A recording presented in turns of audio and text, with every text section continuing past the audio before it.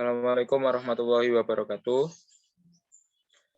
Waalaikumsalam Alhamdulillahirabbil alamin wa bihi nasta'inu ala umuri dunya waddin. Shalatu wassalamu ala asrofil anbiya wal mursalin sayyidina maulana Muhammadin. Amma ba'du. Di sini kami dari kelompok 13 Ilmu Pendidikan akan menjelaskan tentang pendidikan agama dalam sistem pendidikan nasional yang dimateri oleh Vina Nuritazen, Khairun Nisa, Khairun Auliyatun Nisa, dan Muhammad Zaki. Langsung saja materi yang pertama disampaikan oleh materi pertama Muhammad Zaki, yakni saya sendiri.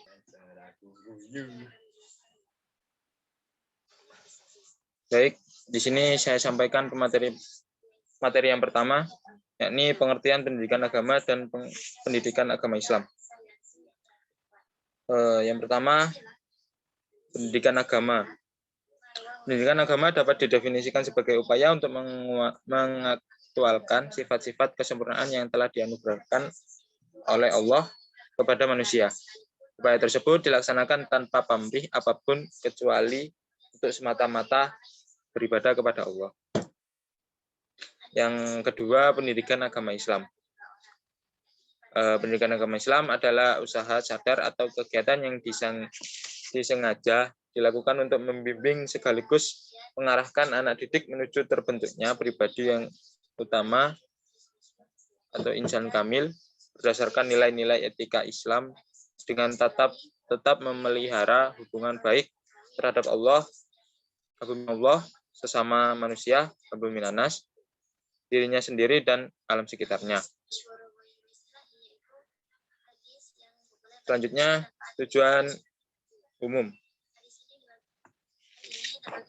Tujuan umum pendidikan agama yang pertama bertugas untuk membimbing dan mengarahkan anak didik supaya menjadi muslim yang beriman teguh sebagai refleksi dan keimanan yang telah dibina oleh penanaman pengetahuan agama yang harus dicerminkan dan akhlak yang mulia sebagai sasaran akhir dari pendidikan agama itu. Yang kedua, tujuan umum pendidikan agama Islam.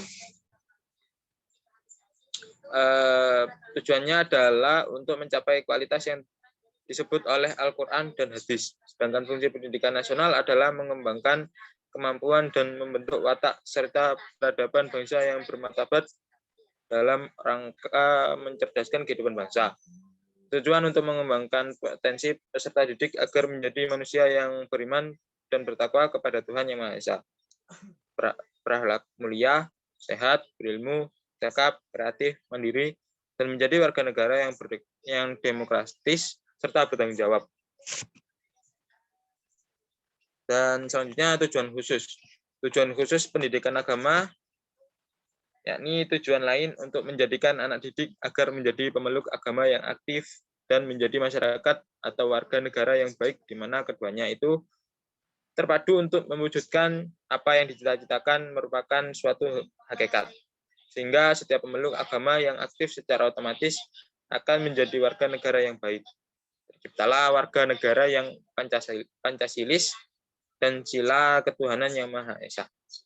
Yang kedua, tujuan khusus pendidikan agama Islam, yakni untuk meningkatkan kecerdasan, pengetahuan, kepribadian, akhlak mulia, keterampilan untuk hidup mandiri dan mengikuti pendidikan lebih lanjut, serta meningkatkan tata cara membaca Al-Quran dan tajwid sampai kepada tata cara menerapkan hukum bacaan, mat, dan wakaf.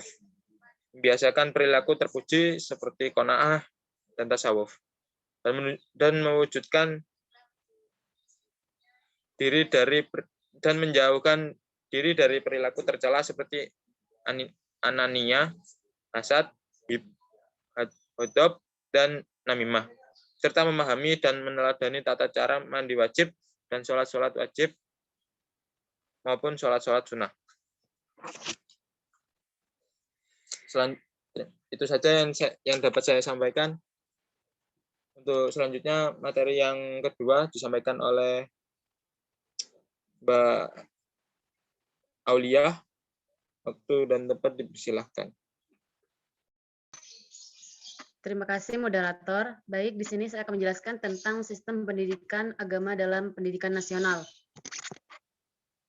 Ditinjau dari tujuan pendidikan nasional dalam sistem pendidikan nasional atau Sisdiknas adalah berkembangnya potensi peserta didik agar menjadi manusia yang beriman dan bertakwa kepada Tuhan Yang Maha Esa, berakhlak mulia, sehat, berilmu, cakap, kreatif, mandiri, dan menjadi warga negara yang demokratis serta bertanggung jawab. Dari pengertian pendidikan nasional dan tujuan pendidikan nasional sangat kental nuansa nilai-nilai agamanya. Pada beberapa bab lainnya juga sangat tampak bahwa kata agama dan nilai-nilai agama kerap mengikutinya. Lanjut, Mas.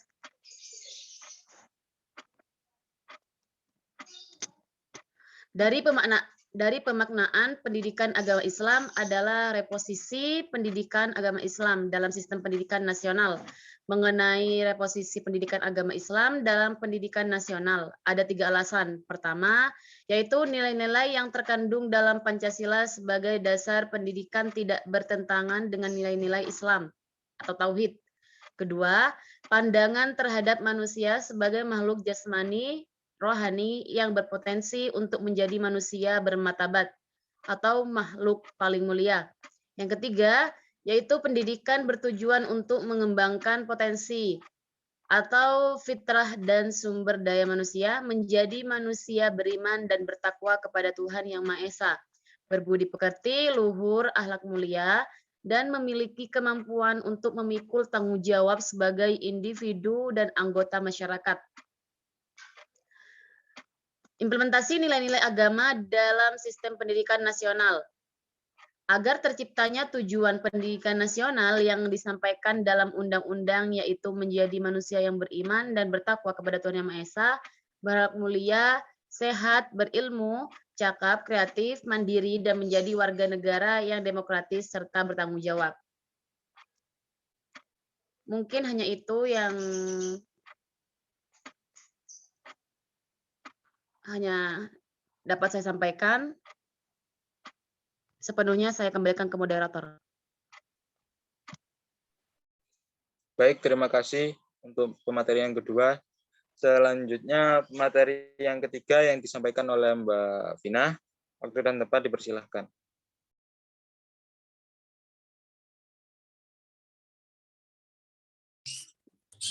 Dalam mengimplementasikan nilai-nilai agama dalam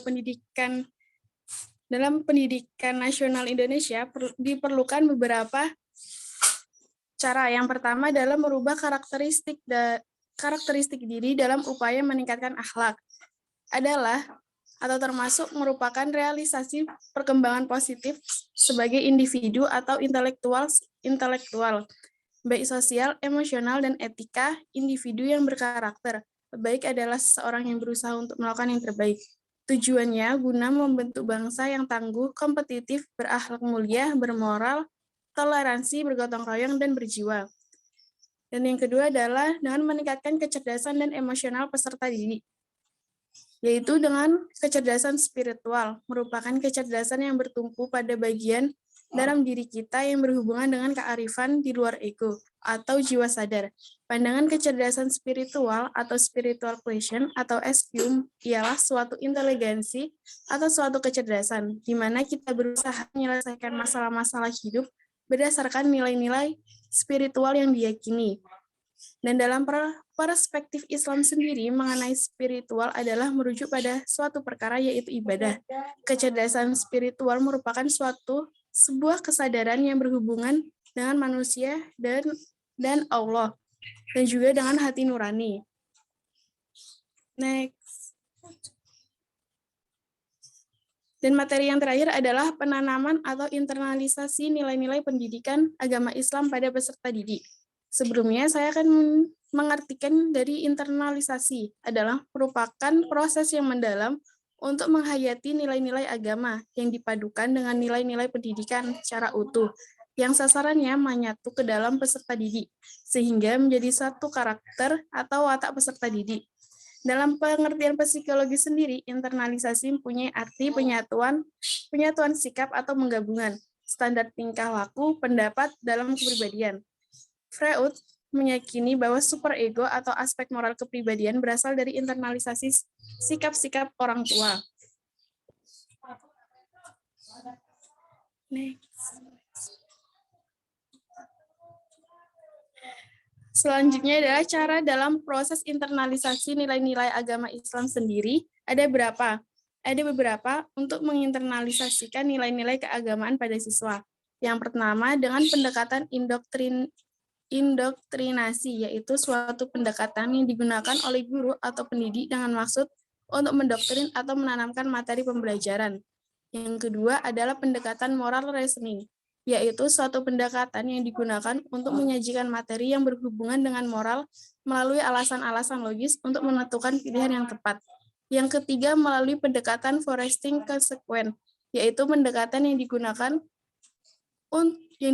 guru dengan maksud mengajak siswa untuk menemukan kemungkinan akibat-akibat yang ditimbulkan dari suatu perbuatan. Dan yang keempat adalah pendekatan klasifikasi nilai, suatu pendekatan guna mengajak siswa menemukan suatu tindakan yang mengandung unsur-unsur nilai, baik positif ataupun negatif. Selanjutnya akan ditemukan nilai yang seharusnya dia lakukan. Dan yang terakhir adalah pendekatan ibrah dan amsal, yaitu suatu pendekatan dalam menyajikan materi dengan maksud siswa dapat menemukan kisah-kisah dan perumpamaan-perumpamaan dalam suatu peristiwa, baik yang sudah terjadi maupun yang belum terjadi. Sekian materi yang dapat saya sampaikan, sisanya saya kembalikan kepada moderator. Baik, terima kasih. Itu saja yang dapat disampaikan dari kelompok kami. Mungkin apabila ada salah kata, mohon dimaafkan. Assalamualaikum warahmatullahi wabarakatuh. Waalaikumsalam. Waalaikumsalam warahmatullahi wabarakatuh.